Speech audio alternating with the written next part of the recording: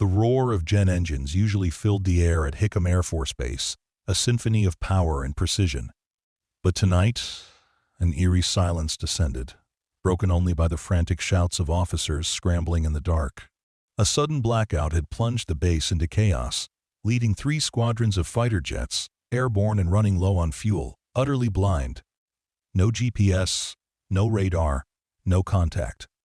Lost in the vast, unforgiving night sky, their fate rested on the shoulders of someone they barely noticed, a quiet dispatcher who had once operated at the highest echelons of covert operations.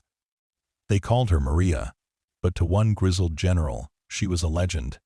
Before we carry on, please hit the subscribe button to make my day, and let me know where you are watching from in the comments. Maria Chen adjusted the worn headset perched over her ears, the faint crackle of static a familiar backdrop to her existence. From her unassuming cubicle in the sprawling, windowless operations center at Hickam Air Force Base, she was a tiny cog in a massive machine, a dispatcher whose primary task was to track routine logistics for COS.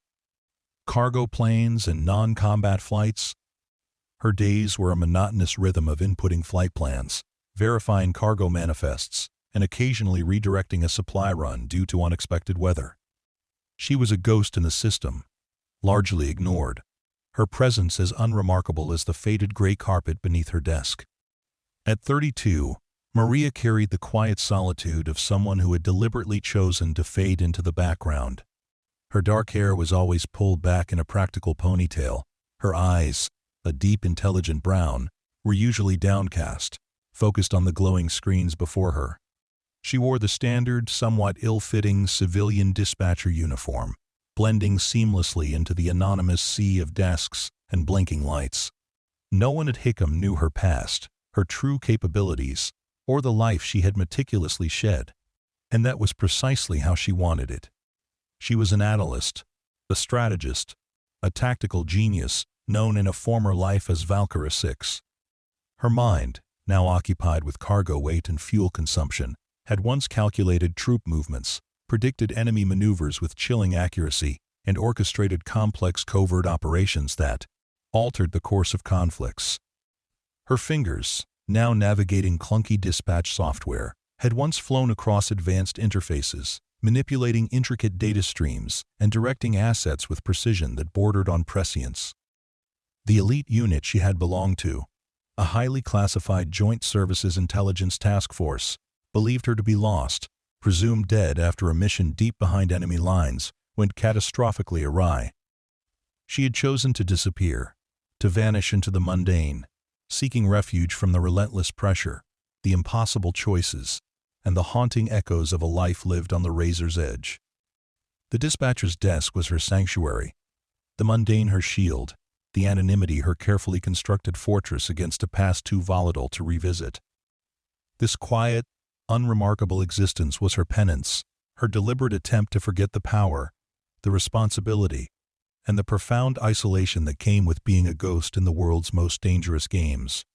The night began like any other, the operations center humming with the low thrum of computers and the murmur of distant conversations.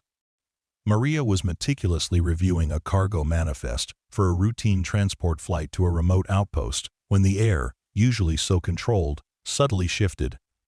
A faint tremor, almost imperceptible, ran through the floor. It was followed by a flicker of the overhead fluorescent lights, a momentary dip that made the screens momentarily dim.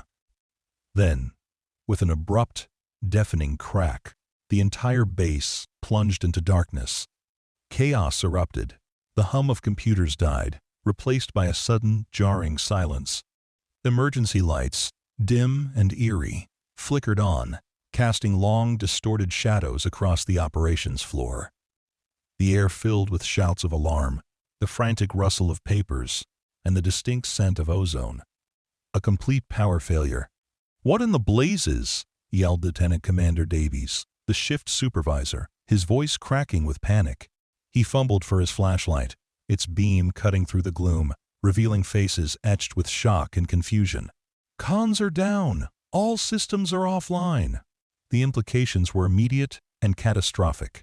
Hickam Air Force Base wasn't just a logistics hub. It was a crucial strategic point. a lifeline for air superiority in the region.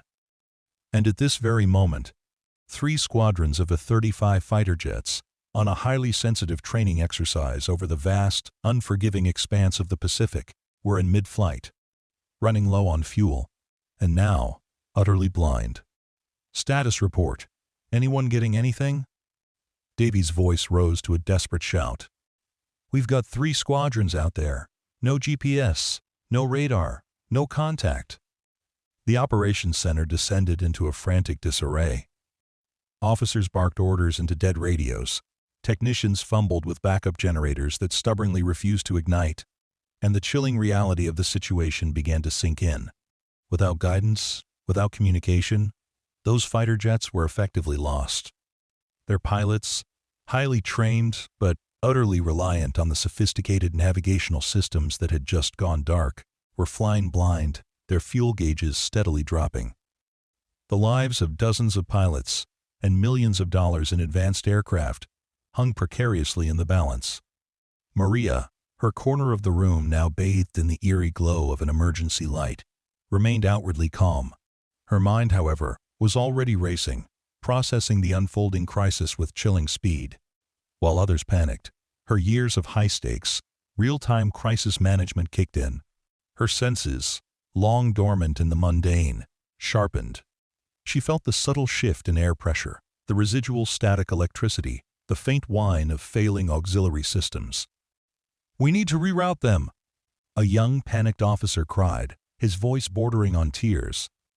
"But without comms, without navigation, it's impossible. We can't even get them a bearing." Impossible. The word echoed through the dark room, a death knell for the pilots now circling aimlessly somewhere over the ocean. But for Maria, impossible was merely a challenge, a problem to be solved with ingenuity and unconventional thinking. Her old life, the one she had desperately tried to bury, was resurfacing with an undeniable force. She rose from her desk, her movements calm and deliberate, a stark contrast to the swirling panic around her. Her eyes, usually downcast, now held a piercing intensity, scanning the room, assessing the remnants of operational capability. She saw the defunct map projection system, the dead radar console, the flickering emergency lights. But she also saw the faint outlines of the old, manual plotting charts, rarely used, collecting dust in a forgotten corner. And she saw the dimly lit, archaic chalkboard where daily flight paths were sometimes scribbled, a relic from a bygone era. Lieutenant Commander Davies, frantically trying to establish contact on a backup satellite phone, noticed Maria's calm demeanor, her quiet assessment of the situation. "What are you doing, Chen? Get back to your desk. This is way beyond your pay grade," he snapped, his voice sharp with stress. He saw her as an irrelevant, low-ranking civilian, utterly incapable of comprehending the gravity of the military crisis unfolding before them. Maria ignored him, her focus entirely on the problem.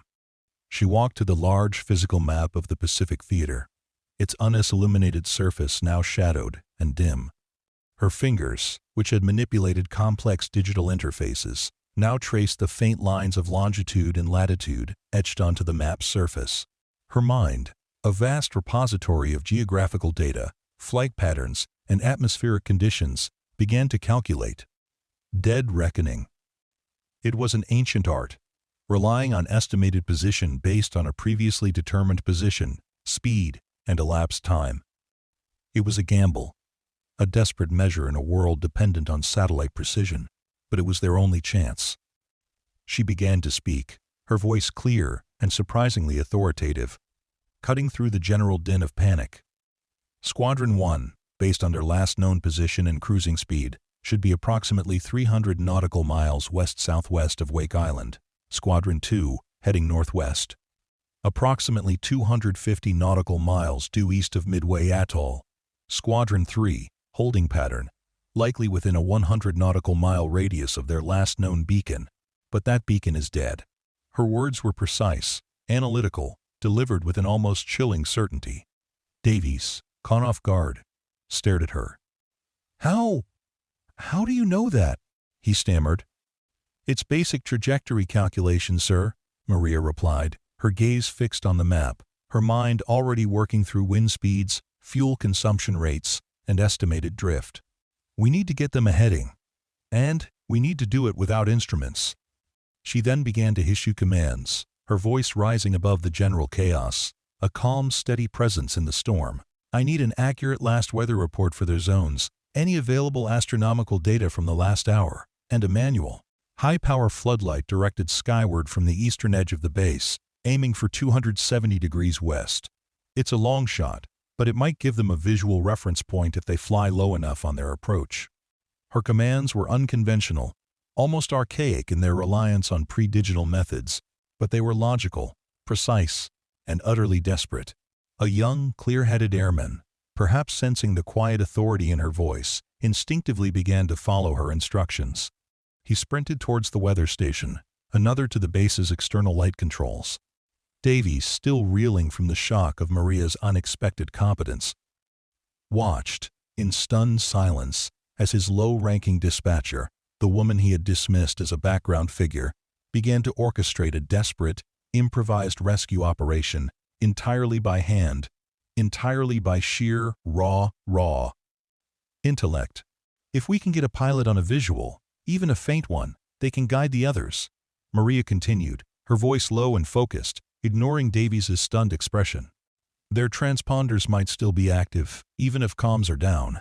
It's their only chance to hit the runway. We're running out of time.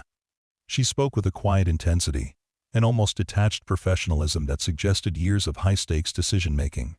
The general's arrival was still an unknown quantity, a piece of a puzzle yet to materialize, but the pieces of Maria's past were rapidly, irrevocably, falling into place. The next hour was a crucible of frantic, improvised coordination, all orchestrated by Maria. The operations center, still shrouded in emergency lights, became her domain. She moved with an unsettling calm, amidst the chaos, her voice, clear and unwavering, cutting through the panic. She directed teams to manually calculate wind vectors, atmospheric pressure, and the precise angles of the rising moon and stars, all from outdated charts and the memory of seasoned personnel. She had technicians rigging up makeshift signal lights on the runway, using powerful battery-operated spotlights to create a rudimentary visual guide. Her calculations for the F-35 squadrons were astonishingly precise. Using nothing but their last known positions, estimated speeds, and the ancient art of dead reckoning, she began to guide them, not with words, but with a series of coordinated, long-range light signals. A sequence of flashes to indicate bearing, pauses to denote distance, a desperate, silent conversation across the vast, dark ocean. It was a gamble of monumental proportions, reliant entirely on the pilot's ability to interpret her crude signals and their own desperate instincts. Lieutenant Commander Davies, initially dismissive, found himself following her every command, his shock giving way to a grudging, then outright awe. He watched, mesmerized, as Maria, hunched over a dimly lit map, scribbling furiously on a pad, effortlessly integrated fragmented weather reports with celestial data, issuing directions that, against all logic, felt profoundly right. Her mind was a living, breathing supercomputer, processing variables at a speed and accuracy that defied human capability. Squadron 1, they're drifting north by 3 degrees, she'd murmur, almost to herself, then shout, adjust the eastern light, 3 degrees south of bearing. Her corrections were instantaneous, her spatial awareness uncanny. She was visualizing the planes, their positions, their drift, their trajectories, all in her head, painting a real-time picture of a situation no one else could even begin to grasp. The tension in the operations center was almost unbearable. Every eye was on Maria, every breath held. Minutes stretched into an agonizing eternity. The emergency generators finally sputtered to life, bringing some ancillary systems online, but the primary comms and navigation remained stubbornly dark. They were still flying blind, relying solely on Maria's improvised guidance. And then, a faint, almost imperceptible sound broke through the silence, the distant high-pitched whine of jet engines. Slowly, agonizingly, the sound grew louder, closer. Hope, tentative at first, began to blossom in the strained faces of the officers. "I have visual! I have visual!" A voice crackled over a recently restored auxiliary comm channel, raw with relief. It was the lead pilot of Squadron 1, his voice barely audible through the static. "We're on approach! Seeing your light pattern, guiding the others in." A collective gasp of relief swept through the operations center. Tears welled in Davy's eyes as he watched the first F-35, a dark silhouette against the faint glow of the emergency lights, descend through the night sky, its landing gear deploying with a familiar thud. One by one, guided by Maria's precise, silent light signals, the other two squadrons followed, their landing perfect, their engines sputtering as they hit the runway, almost out of fuel. The roar of their engines on landing was a sound of triumphant victory, a symphony of lives saved. Relief, profound and overwhelming, washed over the operations center. Shouts of celebration erupted, officers embracing, tears flowing freely. The impossible had been achieved. Maria, her task completed, slowly straightened, rubbing a tired hand across her eyes. The adrenaline that had propelled her through the crisis began to recede, leaving behind a profound exhaustion. She looked around the jubilant room, a faint, almost imperceptible smile touching her lips. She had done it. She had saved them. Lieutenant Commander Davies approached her, his face a mixture of awe and profound gratitude. "Maria, I don't know what to say. You saved them, all of them. How did you do it?" His voice was hoarse with emotion, his eyes wide with a newfound respect that bordered on reverence. Maria simply shrugged, a quiet, almost dismissive gesture. "Just old techniques. Sometimes the simplest solutions are the best, sir." Her explanation was vague, deliberately understated, a subtle deflection that barely scratched the surface of her true capabilities. She was already retreating, instinctively, back into the shadows of her anonymous existence. But the silence that followed was different. The officers, no longer seen just a dispatcher, now looked at her with a new, unsettling intensity. Their relief was tinged with a profound curiosity, a dawning realization that the quiet woman behind the desk was far more than she seemed. The secret, however, was about to be fully unveiled. The news of the F-35 squadron's improbable rescue during the blackout rippled through Hickam Air Force Base, then soared beyond its gates, reaching the highest echelons of military command. The incident was unprecedented. 3 squadrons, guided to safety through a complete communications and navigation blackout, using only rudimentary signals and the sheer brilliance of a single, unheralded individual. The official reports, initially couched in bureaucratic language, quickly highlighted the extraordinary improvisation and exceptional logistical coordination of dispatcher Maria Chen. Within hours, a top-level inquiry was launched, not to investigate a failure, but to understand an anomaly. General Robert Ford, a man whose reputation preceded him like a thunderclap, a legend in the intelligence and special operations communities, personally ordered the immediate and comprehensive review of the AO incident. General Ford had a long and distinguished career, but he was also known for his uncanny ability to detect brilliance where others saw only routine, and for his relentless pursuit of individuals with truly exceptional, often hidden, talents. He had a particular interest in ghosts, operatives who vanished, leaving behind only whispers of their incredible skills. He knew the distinct signature of genius when he saw it, even when masked by the mundane.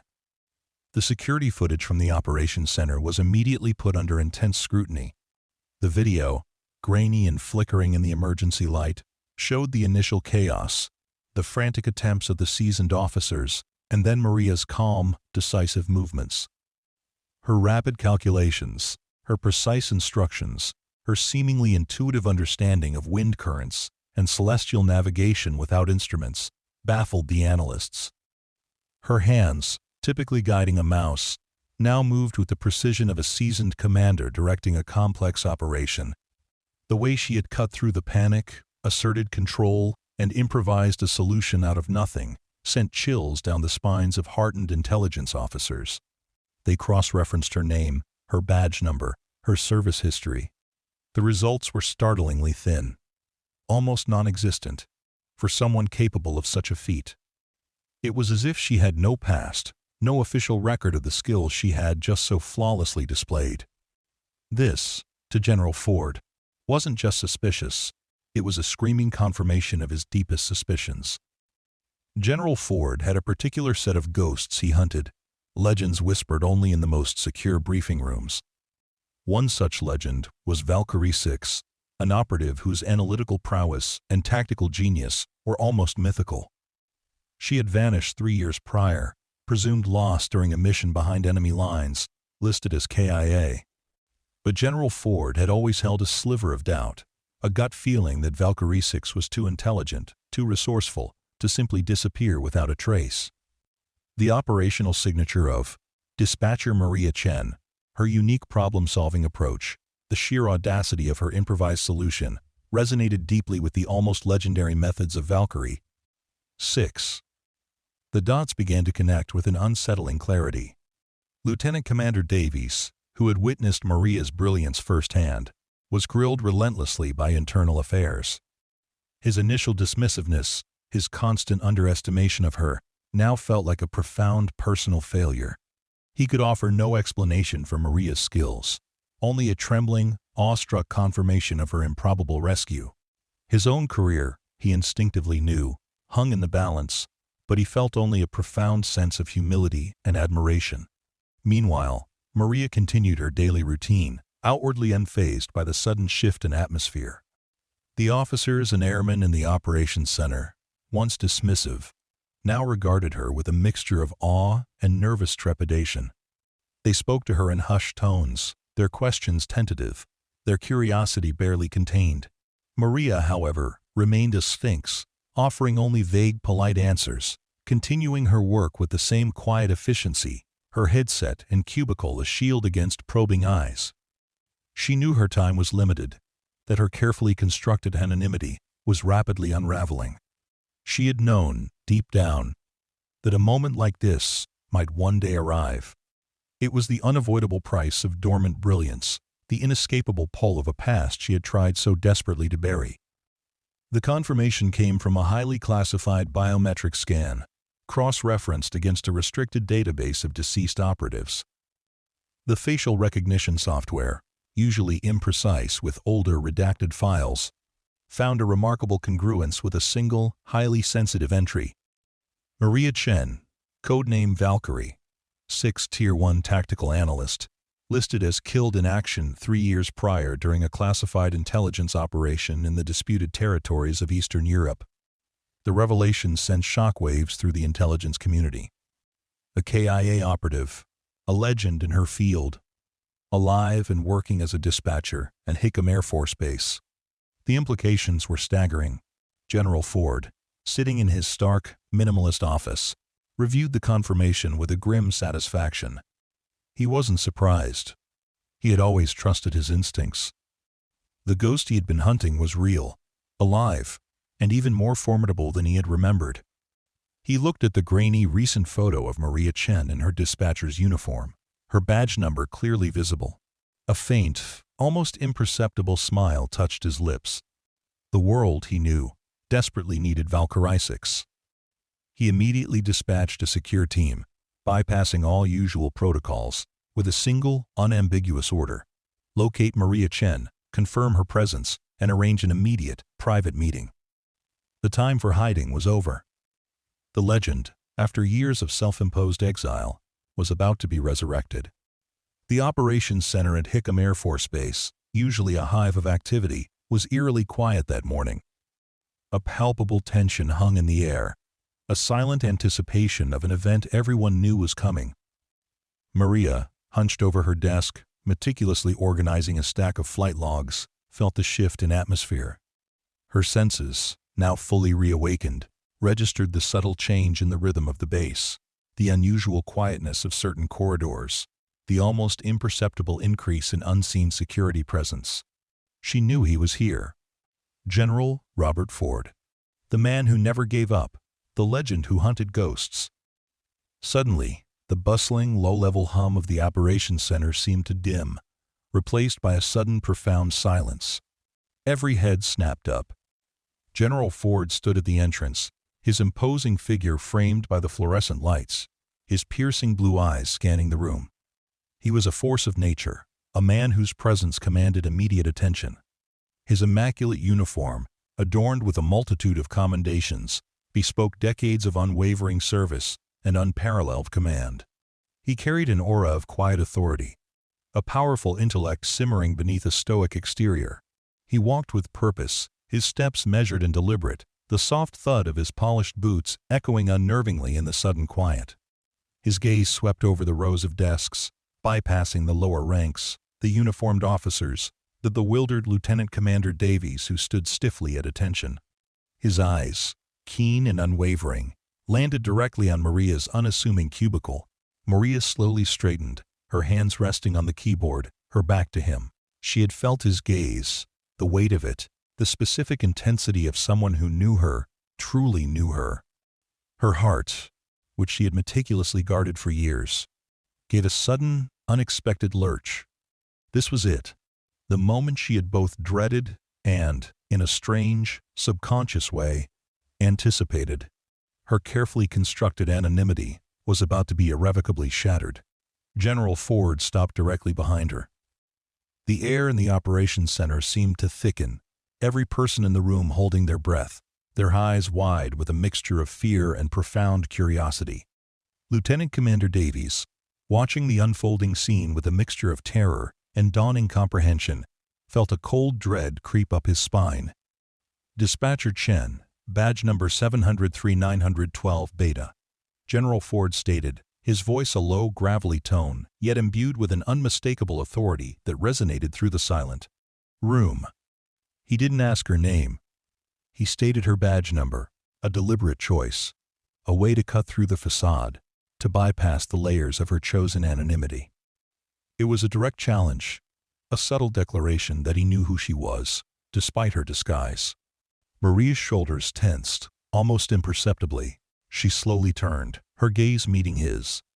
Her eyes, usually veiled with a detached politeness, now held a complex depth, a mixture of recognition, resignation, and a flicker of something ancient and powerful. In that moment, the anonymous dispatcher vanished, and Valkyrie 6, the ghost of a Tier 1 operative, resurfaced. General Ford's gaze dropped to her name tag, a simple plastic rectangle pinned to her civilian uniform. It read, Maria Chen, Dispatch. His eyes then moved to her badge, clearly displaying the assigned number. He took a deep, deliberate breath, and then, with a sharp, decisive movement that echoed through the silent operations center, he snapped to attention. His hand rose in a crisp military salute, his posture ramrod straight, his eyes locked onto hers, filled with a profound respect, bordering on reverence. The sound of his salute, a sharp, singular clap, reverberated through the operations center, silencing even the faint hum of the emergency lights. The officers, witnessing the extraordinary display from a legendary general towards a mere civilian dispatcher, froze in their tracks, their jaws slack with utter disbelief. Lieutenant Commander Davies, witnessing the gesture, felt a profound realization of the catastrophic magnitude of his own repeated errors. A highly decorated general, saluting a dispatcher? It was an impossible scenario, a scene ripped from a spy novel.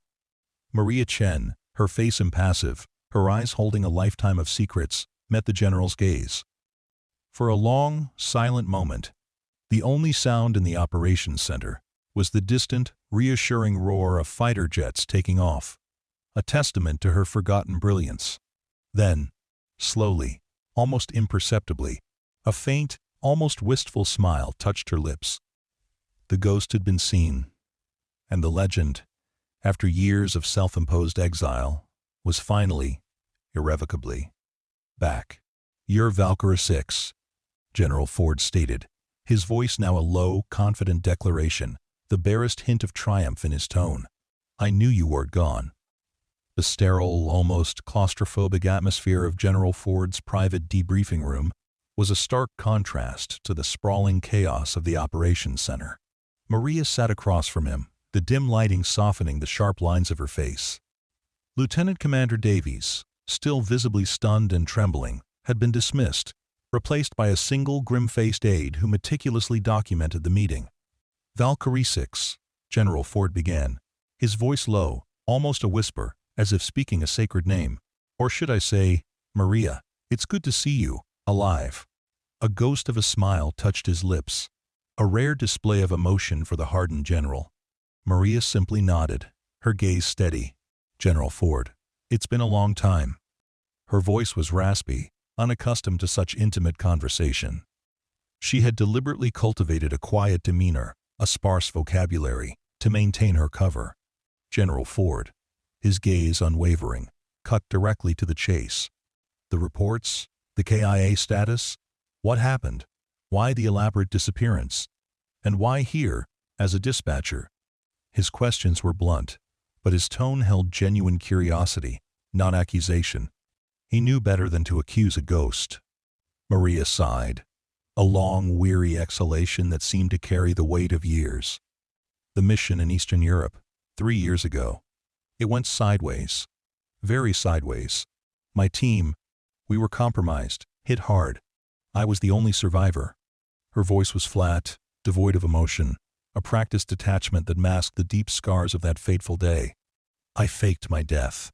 It was the only way to ensure the intelligence I had gathered, the protocols I had bypassed, didn't fall into the wrong hands. My death allowed a clean break, a way to reset the board. She paused, her gaze distant, lost in the shadows of memory. And after that, I needed out.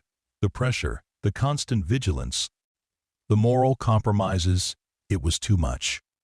I needed to disappear. To live a life where the biggest decision I had to make was whether to use standard or industrial-strength floor cleaner. A faint, almost bitter smile touched her lips. And Hickam, it was large, anonymous. A perfect place to hide in plain sight. No one looks at the dispatcher. General Ford leaned forward, his voice serious now, cutting through her practiced detachment. Maria, the reason I'm here, there's a new threat. A global logistics nightmare. Supply lines are being disrupted. Vital cargo disappearing. At an unprecedented scale. It bears the distinct hallmarks of the ghost ship protocols. The same phantom network you were tracking in Eastern Europe. The one they thought you eliminated. His eyes locked onto hers, a silent plea. We need you. The world needs Valkyrie 6. Maria's jaw tightened. The name, Ghost Ship, sent a chill down her spine. It was the shadowy entity that had almost cost her everything. A vast, sophisticated network of illicit global trade, operating beyond the reach of conventional intelligence. She had dedicated years to dismantling its logistics, only to have it resurface, a persistent, malevolent ghost. The quiet life, the anonymity she had painstakingly built, was shattered. The call to duty, a siren song she had long resisted, was now undeniable. She looked at General Ford, at his grim, determined face. She saw the desperation in his eyes, the profound need for her unique skills. The world, it seemed, wouldn't let her stay hidden. She had tried to escape the battlefield, but the battlefield had found her. I'll need access to your latest intelligence, Maria finally said, her voice firm, the familiar authority of Valkyrie 6 slowly returning. All of it. Every intercepted communication, every flagged manifest, and full autonomy. No restrictions, no oversight, just results. General Ford's face softened, a flicker of triumph in his eyes. He knew the demands were unprecedented for a civilian, even a former operative listed as KIA. But he also knew, instinctively, that he had no other choice. Granted, General Ford said without hesitation, his voice ringing with a newfound resolve. Anything you need, Valkyrie 6. Anything. Maria rose from her chair, her posture straightening, shedding the last vestiges of the unassuming dispatcher. Her eyes, once veiled, now blazed with a fierce intelligence, a rekindled fire. The headset and desk, the tools of her humble disguise, felt 1,000,000 miles away. She was back. Valkyrie 6 was back. And the ghost ship network, wherever it lurked, was about to face its most formidable adversary once again. The quiet life was over, and the high-stakes game had just begun. General Ford's private debriefing room, which had served as the scene of Maria's reemergence, was quickly transformed into her operational hub. The stark walls were now covered with global shipping routes, complex logistics diagrams, and a terrifying tapestry of intercepted communications. Her civilian dispatcher uniform was replaced by functional, comfortable tactical wear, a subtle nod to her past life. The lines of weariness around her eyes were still present, but now they seemed to reflect the focused intensity of a mind at peak performance, rather than the quiet exhaustion of anonymity. She worked relentlessly, often for 20 hours straight, fueled by strong black coffee and an unyielding sense of urgency. Her mind, long dormant, now fired on all cylinders, processing vast amounts of data at an astonishing speed. She absorbed intelligence reports, dissected encrypted manifests, and analyzed the evolving digital footprints of the ghost ship network. General Ford, while overseeing the larger strategic picture, provided unwavering support, ensuring Maria received every piece of relevant information, every piece of the global puzzle that could help her unravel the illicit network. He understood that she operated best with complete autonomy, a maverick intellect unleashed. The ghost ship network, it quickly became apparent, was far more sophisticated and pervasive than initially believed. It wasn't just about stolen cargo. It was a vast, self-adapting illicit enterprise operating on a global scale. It involved state actors, rogue intelligence agencies, and transnational criminal organizations, all moving contraband, weapons, and even human trafficking across borders with unparalleled efficiency. It was designed for complete logistical dominance, exploiting every loophole, every vulnerability in global supply chains, ultimately seeking to destabilize economies and fuel conflicts on a unprecedented scale.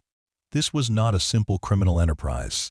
It was a shadow government, a parasitic entity feeding on the vulnerabilities of the interconnected world. Maria, however, possessed a unique advantage. She had faced ghost ship before. She understood its logic, its patterns, its vulnerabilities. She remembered the subtle tells, the faint digital fingerprints it left behind, hints that only she, with her intimate knowledge of its previous iterations, could detect. She wasn't just fighting a network. She was fighting a ghost from her past, a personal vendetta that fueled her relentless pursuit. The pain of her former team's loss, the trauma of her presumed death, transformed into a cold, unwavering resolve. One particularly frustrating night, after hours of hitting a digital wall, Maria leaned back, rubbing her temples. The ghost ship network had deployed a new, highly complex obfuscation layer, rendering her previous decryption algorithms useless. The pressure was immense. The estimated timeline for Ghost Ship to achieve full global logistical dominance was shrinking rapidly. Civilian supply lines were already faltering, leading to widespread shortages and growing unrest. "It's like they know our every move," General Ford muttered, his face grim, staring at the baffling lines of code. "Every countermeasure we deploy, they adapt instantly. It's too fast, too smart." Maria's eyes narrowed. "It's not just reacting," she said, her voice thoughtful. "It's anticipating. It's learning our thought processes, our strategic approach. It's evolving based on our tactics." A cold realization dawned on her. The Ghost Ship Network wasn't just a program. It was a complex, self-learning entity. It was feeding off their efforts, growing stronger with every failed attempt to contain it. Suddenly, a memory flickered in her mind, a fleeting image from that catastrophic mission in Eastern Europe. A peculiar vulnerability in an older version of Ghost Ship, a backdoor she had discovered but never fully exploited due to the mission's premature termination. It was a long shot, a desperate gamble, but it was a chance. "I have an idea," Maria announced, her voice quiet but resolute. "A risky one, but it might be our only shot." She began outlining a plan, a daring maneuver that involved creating a highly deceptive digital decoy, a fabricated supply chain that would mimic a critical global humanitarian aid delivery, luring Ghost ship into a trap. But the trap wasn't just about containment.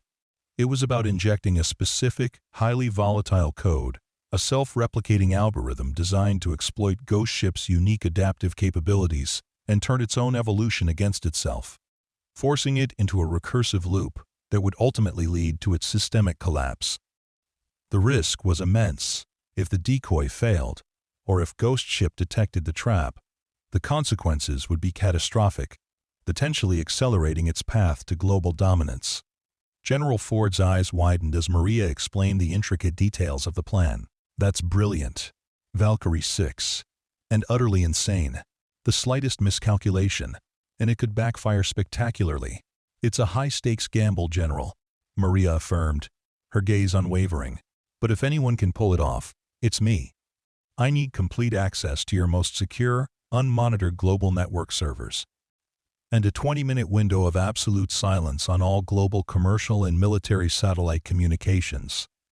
No traffic in, no traffic out. The request was audacious, practically impossible to achieve in an interconnected world, but she knew it was essential for the success of her deceptive decoy. Such a blackout would be difficult to explain, a profound risk to global stability, but the alternative was far worse. General Ford, after a moment of quiet reflection, nodded slowly. The risks were immense, but the alternative was global economic and political collapse. You'll have your window, Valkyrie 6. Make it count. His voice, though grim, was filled with unwavering trust. The tension in the secure operations center was almost suffocating. The large screens, usually a chaotic mosaic of data, now displayed a single, stark countdown timer. 15 minutes until the global satellite communication lockdown, the critical window for Maria's audacious plan. General Ford stood beside Maria, his presence a silent anchor of support, his face grim but resolute. Admirals and high-ranking intelligence officers watched from a secure viewing gallery, their faces etched with a mixture of apprehension and grim hope. Maria sat at the main console, her fingers poised over the keyboard, her eyes gleaming with an almost predatory focus. She wore noise-canceling headphones, her world reduced to the low hum of the servers and the rapid-fire beat of her own heart. This was it, the culmination of years of training, of a life spent in the shadows, all leading to this one decisive moment. The future of global logistics, and indeed, global stability, rested on her shoulders. When the countdown hit 0, the entire global satellite communication network, for a fleeting 20 minutes, fell silent. It was an unprecedented act, a calculated risk that brought vast swaths of interconnected systems to a digital standstill. In that silent void, Maria unleashed her decoy. A meticulously crafted digital phantom, broadcasting a fabricated humanitarian aid shipment, complete with forged manifests and simulated vessel tracking. The decoy was designed to be irresistible to Ghost Ship, a tempting target that promised to unlock new, lucrative routes for illicit trade. The bait worked. Within seconds, Ghost Ship responded, its complex digital signature appearing on Maria's screens, a vast, malevolent presence drawn into the trap. The battle began, not with explosions or gunfire, but with the silent, furious clash of algorithms. Maria felt Ghost Ship's presence, its raw computing power, its insidious intelligence. But she also felt its arrogance, its overconfidence in its own invincibility, its predatory desire to consume the tempting bait. She unleashed the recursive algorithm, a digital serpent designed to consume itself. It burrowed deep into Ghost Ship's core, exploiting its self-adaptive protocols, forcing it to analyze and replicate the virus within its own code. It was a paradox, a digital Ouroboros, designed to feed on its own intelligence until it collapsed under the weight of its own recursive logic. The screens in the operations center flickered wildly as Ghost Ship fought back, its attempts to neutralize the algorithm escalating in desperation. Lines of code scrolled across the monitors at blinding speed, interspersed with flashing red warnings as Ghost Ship's internal systems began to buckle under the self-inflicted assault. General Ford watched in grim fascination, understanding the profound complexity of what Maria was doing, simultaneously battling and self-destructing a global, sentient network. It's turning on itself," an intelligence analyst whispered, his voice filled with a mixture of awe and terror. "It's caught in a loop. It can't escape." Maria, her face a mask of intense concentration, continued to monitor the process, making minute adjustments, ensuring the recursive loop was airtight, that Ghost Ship had no escape vector. She felt the digital scream of the network, its desperate, self-destructive thrashing as its own intelligence turned against it. It was a chilling, yet necessary, act of digital warfare, a surgical strike against a global cancer. As the 20-minute window drew to a close, a final, catastrophic cascade of errors flashed across the screens. Ghost Ship's digital signature vanished, replaced by a single triumphant green line, threat neutralized. The rogue network, the phantom from her past, had been utterly annihilated, consumed by its own relentless logic. Maria slowly removed her headphones, a profound exhaustion settling over her. She had won. The world's supply lines were safe, at least from Ghost Ship. The quiet life, the one she had deliberately chosen, felt a million miles away now. The operations center erupted in a chorus of cheers and applause. General Ford rushed to Maria, his eyes filled with profound relief and an even deeper respect. "You did it, Valkyrie 6, he said, his voice husky with emotion, a rare display for the stoic general. "You actually did it." He extended a hand, and Maria, for the first time in years, took it, a silent acknowledgement of their shared past, their intertwined destinies. Admirals and high-ranking officers, their faces alight with elation, approached her. "Maria, what you accomplished tonight, it will redefine global security. It's revolutionary." Maria, however, was already looking towards the future. The fight against Ghost Ship was over, but the world of shadow networks and illicit operations was constantly evolving. She had faced her demons, and she had won. But the quiet anonymity she had once craved seemed a distant, almost impossible dream now.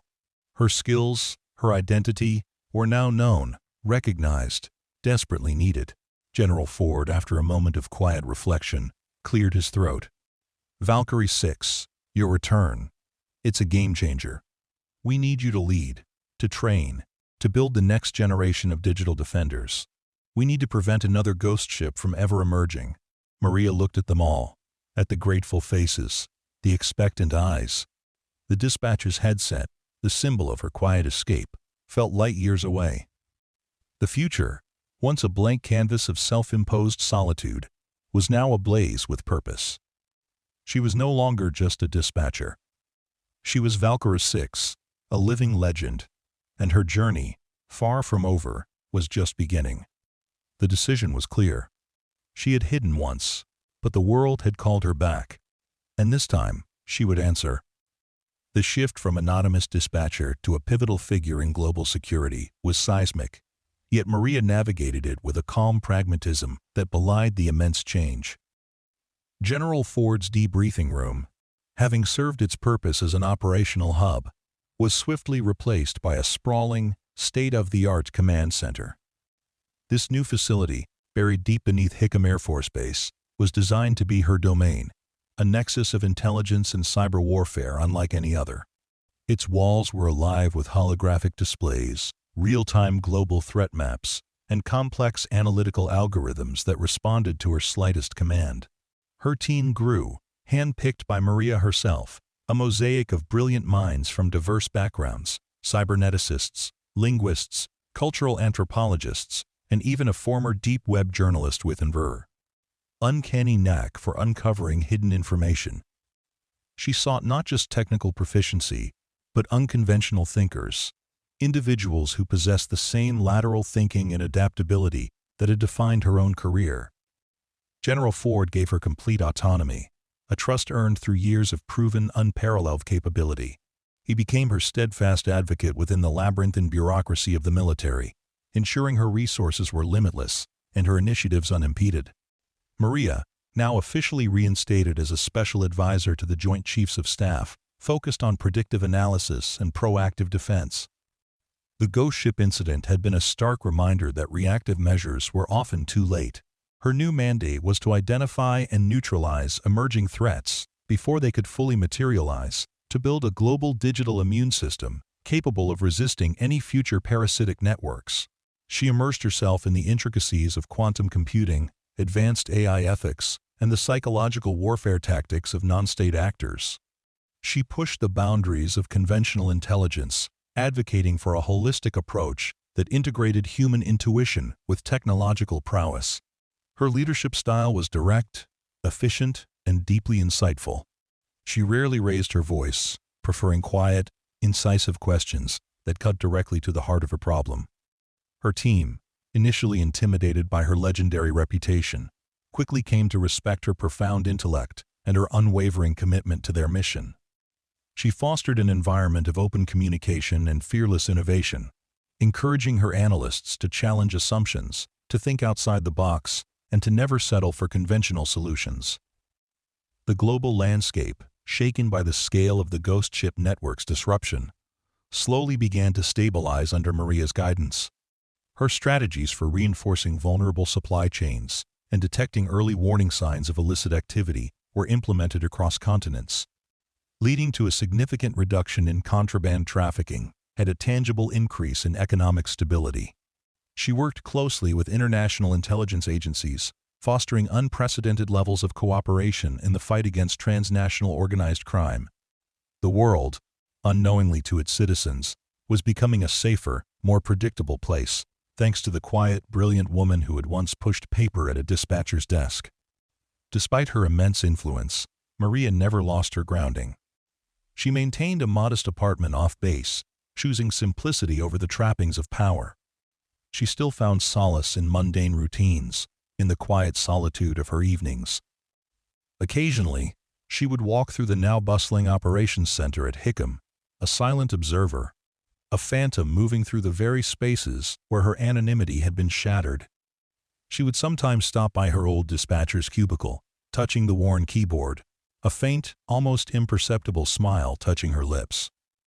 It was a private moment, a quiet acknowledgement of the life she had once inhabited and the extraordinary journey that had brought her back into the light. The narrative of the dispatcher who saved the squadrons became a whispered legend within military circles, a powerful reminder that talent often lurks in the most unexpected places.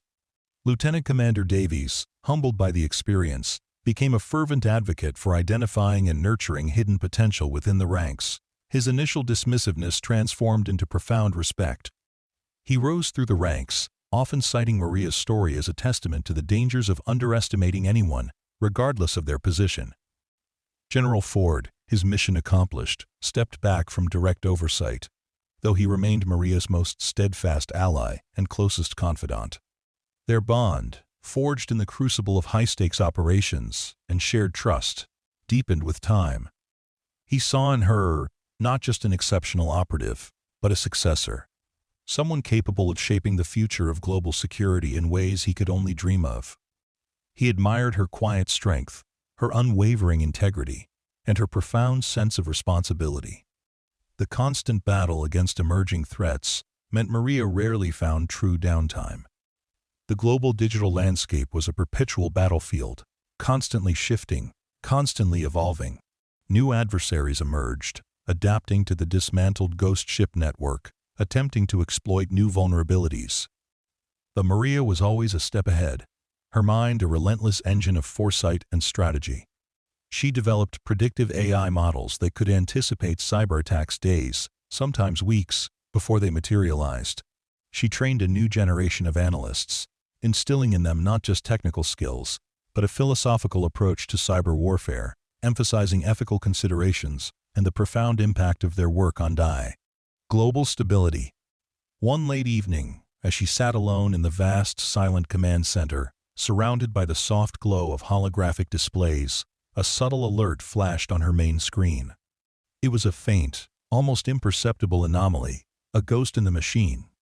A familiar pattern, subtly disguised, but unmistakable to her finely tuned senses. It was a digital fingerprint she knew intimately, a residual echo of the shadow network she had dismantled years ago. A single, isolated node, attempting to reactivate, testing the waters, trying to resurface in a new form. A faint smile touched Maria's lips. She had anticipated this. Her recursive algorithm, the very one that had consumed Ghost Ship, had also left behind a tiny dormant tracer, a digital tripwire designed to detect any attempt at resurrection. It was a quiet failsafe, a final, unheralded layer of defense. With a few precise keystrokes, she activated the dormant tracer. It pulsed, a silent digital beacon, sending a surge of pure, uncorrupted data through the network, directly to the awakening node. The process was swift, surgical, and utterly silent. The flicker on the screen, the faint anomaly, vanished. The threat, before it could even fully form, was neutralized, consumed by its own reawakened past. Maria leaned back in her chair, a profound sense of satisfaction washing over her. The battle for global security was never truly over, but she was no longer merely reacting to threats. She was anticipating them, preempting them, silently protecting the world from shadows it never even knew existed. Her journey from anonymity to legend had been extraordinary, but her true purpose, she realized, was not in the accolades or the recognition. It was in the quiet, unseen acts of vigilance, in the relentless pursuit of truth, and in the unwavering commitment to a safer, more stable world. She was Valkyrie 6, and she was precisely where she was meant to be.